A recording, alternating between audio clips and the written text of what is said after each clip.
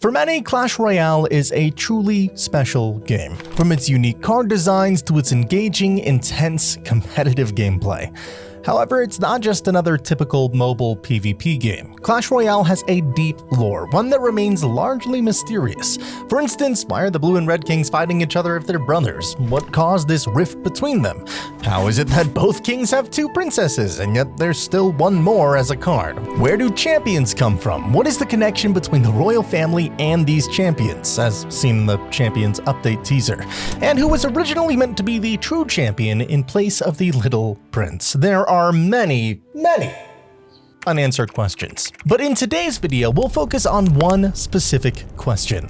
Who is the Skeleton King in Clash Royale? What are his origins and how did he become so powerful? Could he be connected to the original skeletons like Larry, or maybe he's the long-lost Ledoux? We'll dive into all of these questions, and as always, we'll explore the card's history, ARCTO style. So let's not waste any more time and uncover the deep lore surrounding the Skeleton King. This video may be a little complicated to follow, so to help you understand, here's a video structure we'll be following. First, we'll go over the Champions Update in general. But once we discuss that, we'll move on to the Skeleton King's release, his stats, and go over a few decks and strategies revolving around him over the years. And towards the end of the video, we'll combine all the theories and lore we know about the Skeleton King together, debunk some which don't make any sense in the storyline, and hopefully come up with a good theory which will give us a good idea of his story. Trust me, you won't regret it. Let's begin. On October 23, 2021, Supercell released an update teaser on their YouTube channel titled Clash Royale Update Teaser. King discovers a secret. In this video, we see the Blue King wandering around the kitchen in search of a midnight snack. He grabs a cup, which unexpectedly turns out to be a secret lever, sending him falling into an unknown area beneath the castle.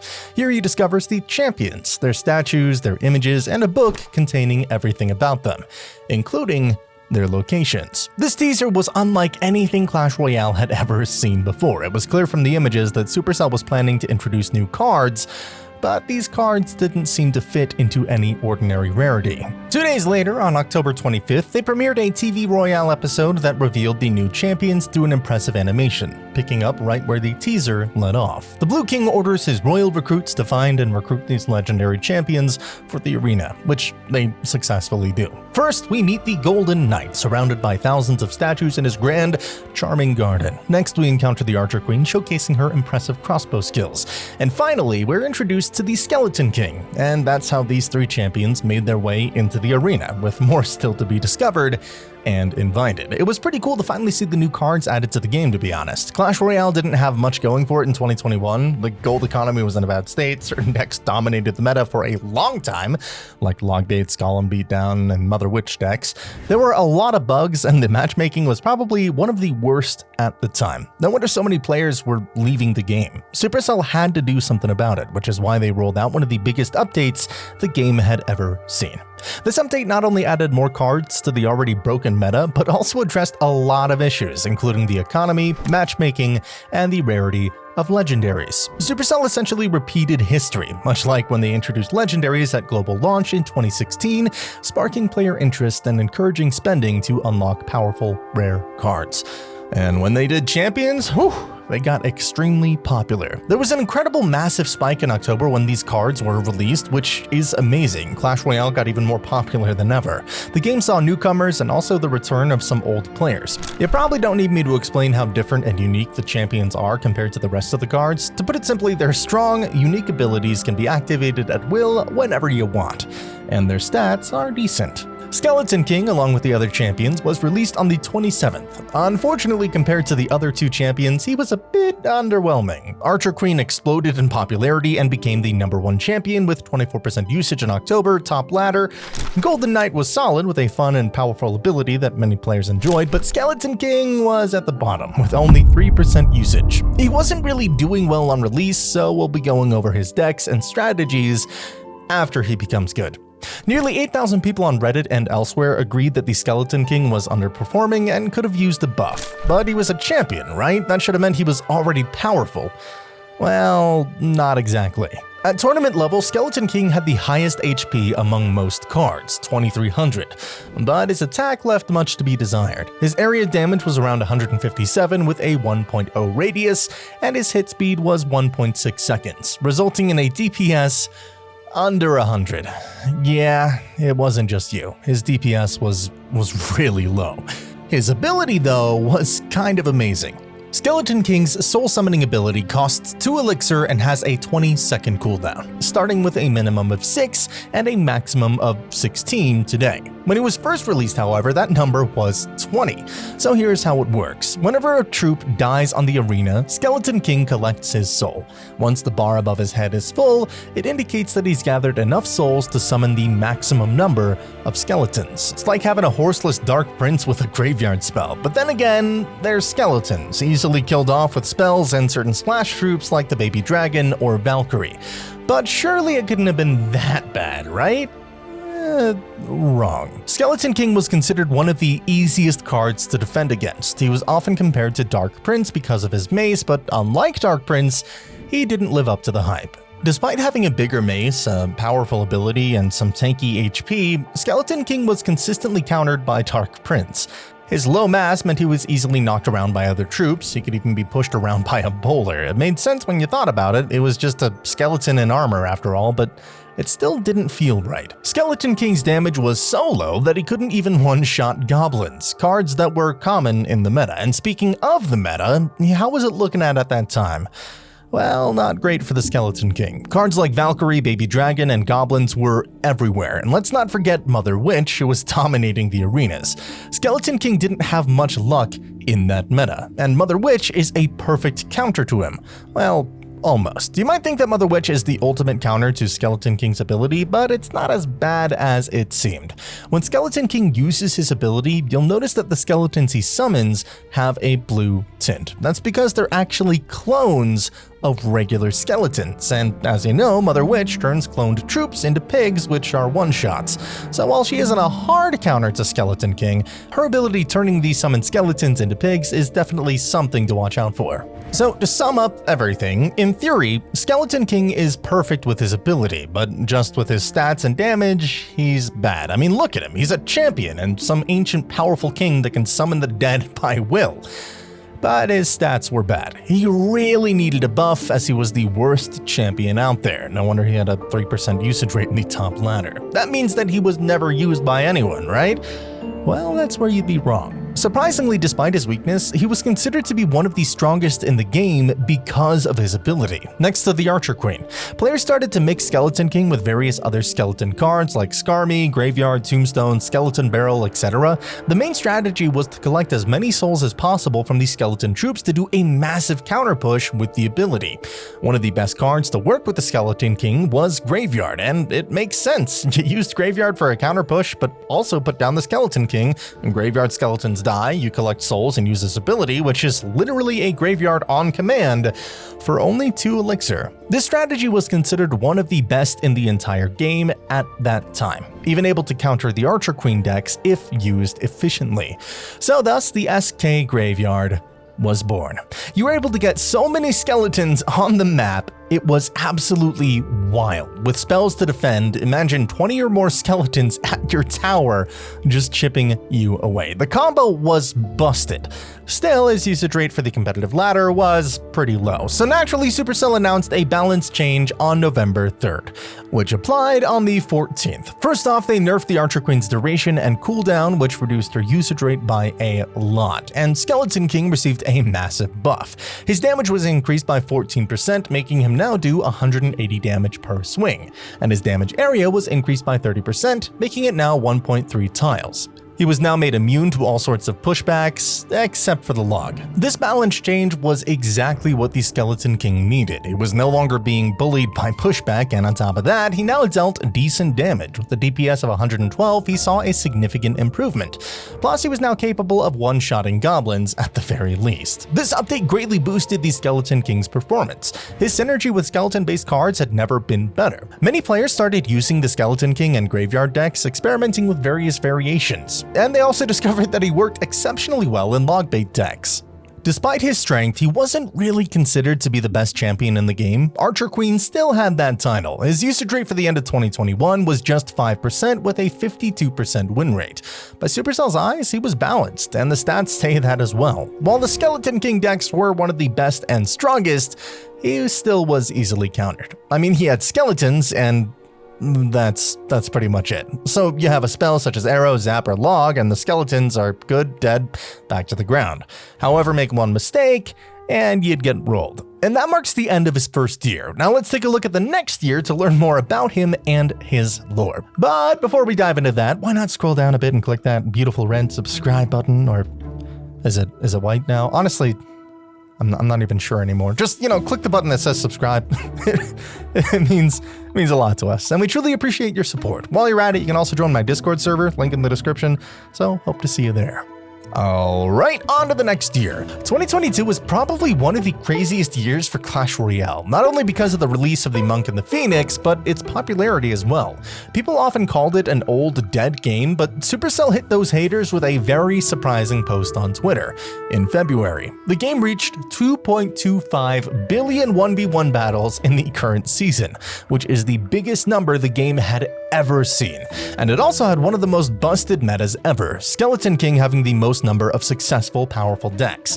Speaking of the Skeleton King, he was a very trendy card inside of the meta, even managing to become and hold the title of one of the most busted cards ever the entire year. He was now seen in many decks, such as the Skeleton King Lava Hound Minor Skelly Drags, Mortar Skelly King Bait decks, Royal Giant Fishboy decks, the Skelly King Graveyard decks, P.E.K.K.A. Executioner decks, and many, many more, which don't worry, we will talk about. One of the very interesting and popular decks was the Skelly King Lava Hound Minor deck, which had a 64% win rate, and according to January 22 top ladder stats, this deck had an 8.83% usage rate, which is a relatively high number compared to other decks inside of the meta. One of the most popular decks at that time was the Skeleton King Mortar Bait deck, which had several variations.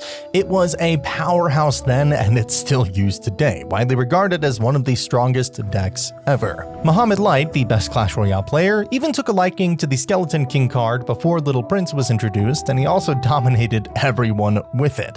He used the SK Goblin Drill, which wasn't really popular before he used it. The Skeleton King also made an appearance in the classic Splash Yard deck. It shared the same strategy as traditional Splash Yard and the SK Graveyard deck, and wow, it was pretty powerful. The deck's defense was nearly impenetrable, and its counterattacks were devastating. April of 2022, however, brought a particularly chaotic meta. Supercell introduced a change where the mirror card increased the level of mirrored cards by 1. This meant that players with a level 14 mirror could deploy level 16 cards, which was something previously unobtainable. The mirror meta was born, and it was absolutely wild. Skeleton King decks became ridiculously overpowered with mirror, to the point where the entire community despised how broken they were. One especially popular deck combined Royal Giant and Skeleton King with mirror.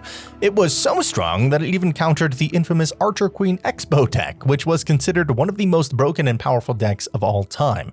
In April, Skeleton King reached a 15% usage rate on the top ladder, surpassing even the Archer Queen in both rating and usage. Supercell wasn't happy about the Skeleton King dominating the meta.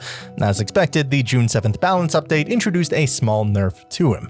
They reduced the number of skeletons spawned by his soul summoning ability from 20 to 18. However, this nerf didn't really make that much of a dent. Losing 2 skeletons didn't matter much, since most of them typically died before dealing significant damage, or any damage at all. The card remained a menace, so Supercell nerfed it again in the August 2nd balance update, reducing the skeleton count from 18 to 16. This nerf did hurt him somewhat, but he still retained his popularity. After all, Skeleton King was essentially a better graveyard card, but for less elixir, summoning more skeletons than graveyard itself. Despite the changes, he remained a strong and reliable choice in the meta. When Supercell dropped the Monk and Phoenix to break the entire damn game, Skeleton King actually didn't suffer that much, as he retained his popularity and decks everywhere. His usage only saw a tiny drop, which increased back to 14% after the two got nerfed. Phoenix and Monk didn't live long enough to kill the Skeleton King. Also, in October, Supercell secretly changed the Skeleton King. It was an unannounced change to him that decreased his collision radius to 1 tile from 1.2. It most likely wasn't announced because the change was too small to be important. In Clash Royale, the collision radius refers to that invisible area around a unit or structure that determines how close other units or objects, like projectiles, can get to it. It's like a personal space bubble for each troop or building. This concept is essential for interactions like pathfinding, targeting, and spacing between troops. By the end of the year, the Skeleton King still held a strong 12% usage rate in the top ladder, which speaks volumes about its strength. In 2023, Skeleton King remained unchanged stat-wise and adapted to the evolving metas. And let me tell you, those metas were wild. Not only was the Little Prince released for free, but the famous Evolutions update also dropped. This update impacted Skeleton King significantly, causing his usage to slowly decline, eventually reaching just 2% in December. This meta was dominated by the Little Prince and 2 evolved cards, that being Archers and Knight. Unfortunately, the new meta didn't align well with Skeleton King's gameplay style, leading to his fall from the meta that he had ruled over for so long. Before his decline, though, it's worth highlighting some of his best performing decks. For instance, the SK Mortar Bait deck only grew stronger and more popular. It was so effective that even the top 10 players used it to dominate the arenas, and for good reason. And who could forget Muhammad Light? The world champion made waves with his Royal Giant Skeleton King deck, the same deck we saw perform so well the year prior. Even though no groundbreaking changes occurred, Skeleton King continued to solidify his dominance in the competitive scene. 2024 was another calm year for the Skeleton King. During the first few months, Skeleton King was thriving in the meta, particularly in decks that could maximize his counter-pushing potential. He was often paired with giant cards like Electro Giant, Giant, sometimes Royal Giant, which created powerful push combos, but players who had been playing him long enough all knew that the best decks were graveyard decks, where his skeleton spawning ability complemented the deck's swarm strategy. Just for balance sake, Supercell decided to nerf it again. It wasn't anything major, though. On January 3rd, 2024, they decided to decrease his attack time interval by 0.1 second, from 1.6 seconds to 1.5. This didn't really affect much, so there's not much to say about this balance change, and this is also where the balance changes end. Well, there was this one ghost nerf that every champion got, which was most likely a fix to some rounding errors, but that's pretty much it. Already existing decks were still popular, but people were still finding new ways to fit him inside metas. For example, Skeleton King was seen in this one Ram Rider deck quite a lot. It had evolved cards like the Archers and Royal Recruits. Although it was a bit pricey, it packed a massive punch. Skeleton King also found his way into some spam decks, but it wasn't really the best strategy. He was there because of his ability, and for the last deck we'll go over, it's the OG Skeleton King Mortar Bait, now with Prince. So there were a lot of variations for this deck, and all of them packed a big punch. As of January 2025, Mortar Bait remains the most popular Skeleton King deck variant, boasting a 1.5% usage rate with an impressive 66.1% win rate.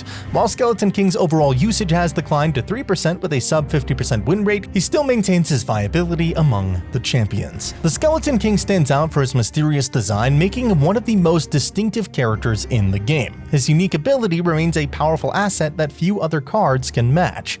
Now, if you thought his history was amazing, just wait till you hear about his lore. This isn't the first time we've seen a character named Skeleton King in the Clash universe. Skeleton King was already a thing in 2019, just in a different game. Alright, I'll spill the beans. Supercell already introduced a Skeleton King in Clash of Clans as a skin for the Barbarian King, which was released in October of 2019. Instead of summoning skeletons, though, he summoned barbarians, and I gotta say, this skin looks fantastic. It's very detailed with a custom animation to boot, but is it just me, or does calling a Skeleton King a skin sound a bit strange? I don't know, kind of funny to think about. Scare your opponent with this spooky skeleton skin without skin. Classic. Anyway, back to the Skeleton King in Clash Royale. We've already talked about the teaser video, but what else do we know? Well, when Supercell posted a video featuring the Skeleton King, nearly everyone in the comments was talking about Larry. Clash Royale's most beloved little innocent skeleton. Comments were flooding in with things like Larry glow up, Larry got a promotion, and Larry drank the dark elixir. You get the idea. There was a theory that he could have just been Larry's dad, but that was debunked by Supercell themselves with a Twitter post saying, quote, "Will you be using Skeleton King, aka not Larry's dad?" So that must mean that Skeleton King is Larry, right? Well, not quite. Larry's a little skeleton who just runs around and has fun. It wouldn't make sense if one day he was a regular old Larry, and on the next he became a big, powerful, ancient king. And the catch here is the word ancient.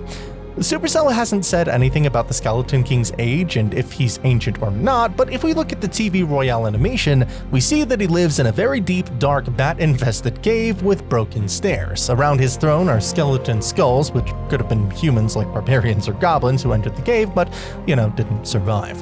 From these small hints, we can kind of already tell that the cave looks pretty ancient. Plus, Skeleton King has the ability to control things with his mind. You saw he took the King's Invitation Scroll and burnt it into flames.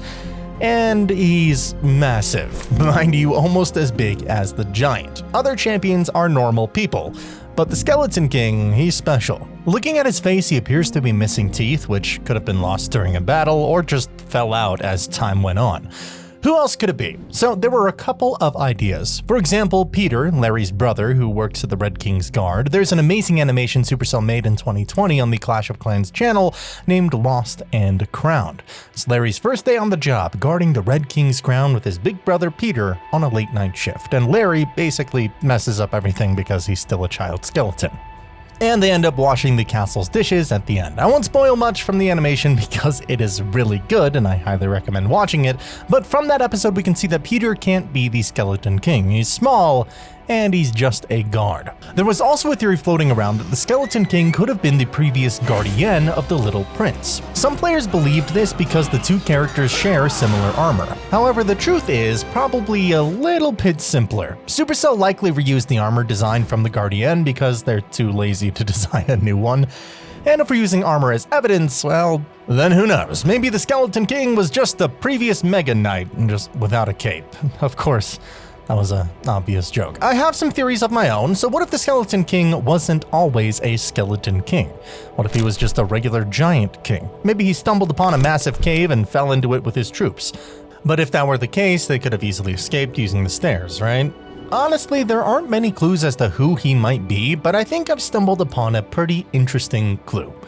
There are only two possible candidates left, Larry and Ledoux, but I don't think Larry could be the Skeleton King.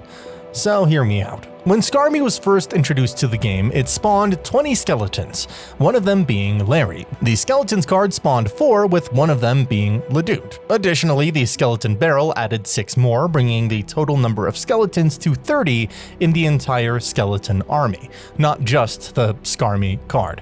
But after some adjustments, the Skeletons card now spawns 3 skeletons, Skarmy now spawns 15, and the Skeleton Barrel now spawns 7, which brings the total to 25. So where did the other 5 skeletons go, and what happened to Ledoux? Larry is still listed in the skeleton army as the card's description confirms, so it can't be him. But what about those 5 missing skeletons and the lost Ledoux? I think I've just uncovered a clue. There's a YouTuber named World of Clash who does origin stories for characters in Clash of Clans and Clash Royale. He made a video about the Skeleton King and mentioned these 5 missing skeletons. But they weren't actually missing. They were banished from the army. According to World of Clash, these 5 skeletons were the weakest members of the army: Larry, Gary, Terry, Mary, and Barry. However, this theory doesn't hold up because according to the description of the skeleton army card, Larry and his friends are still in the army. But guess who isn't? Ledoux and his 4 skeleton friends. Ledoux isn't mentioned anywhere, neither are his skeleton friends. My theory is based on World of Clash's theory of how these 5 skeletons were walking around in hopes of finding a village, which has witches that can turn small skeletons into giants and strong skeletons. Why? Well, to return to the skeleton army. And during this village search, they stumbled upon a massive cave that caught their interest. They unfortunately fell down and broke apart, causing them to fully die, but Ledoux managed to break his fall thanks to his now dead friends. As Ledoux looked around the cave, he discovered it wasn't just a random cave, but an ancient castle that was very deep in the ground. And while searching for some kind of exit, he found a massive stone throne. Sitting on the stone dusty throne, there was an ancient crown. Ledoux picked up the crown and tried it on. As soon as he placed it on his head, a surge of power rushed through his bones, and in an instant Ledoux nearly tripled in size and underwent a dramatic transformation. The crown he now wore once belonged to an ancient supposed skeleton king, and it possessed unmatched power. It had been around for centuries, waiting for the right person or skeleton to wear it. As Ledoux wore the crown, he was able to relive and understand all the powers that the original king had once possessed. He quickly realized that not only did he now have super strength and immense size, but also gained the ability to capture souls of the dead and raise them from the ground. And the first dead he tried to resurrect were his friends. Listen to a part of the Skeleton King's description. The king of the undead himself. He sometimes feels lonely, could be due to his non-flattering features, and will summon friends to join him in the battle even after death. That can't be a coincidence. If he really is just a random skeleton king who summons skeletons that are under his control, then the description would have said summon skeletons instead of friends. These are the small details and carefully placed clues that Supercell has placed for us to discover. That's why I believe Ledoux, out of all the skeletons, is the true Skeleton King. It just makes sense. He disappeared a long time ago, along with 4 other skeletons who were banished from the army and haven't been back since. A small detail in the Skeleton King's description even confirms that Ledoux wasn't alone. He had 4 friends with him. The Skeleton King that Blue King encountered and read about in the teaser trailer is actually an ancient king who ruled long before the current one. The ancient king was lost to history, dying within his own castle. Ledoux essentially became a vessel, allowing the soul of the long-deceased king to live again through his bones. However, it seems Ledoux remains in control of this new form, possibly coexisting with the ancient king's soul. Before the royal recruit came down to bring the king's letter, Ledoux and his friends explored around the ancient castle and found equipment or armor, and as the royal recruit came to do his job, Ledoux remembered the arena he was being invited back to and happily returned back, now as a massive, strong Skeleton King. And there you have it, my friends, all of your questions answered. The Skeleton King is not everyone's favorite Larry, but the long-lost yet beloved Ledoux. So I hope you enjoyed this analysis. Now that you've watched the Skeleton King's video and maybe even Golden Knights, have you ever checked out our Archer Queen video yet? If not, you absolutely must go watch it. I promise you'll enjoy it. It is the Archer Queen after all. See you there.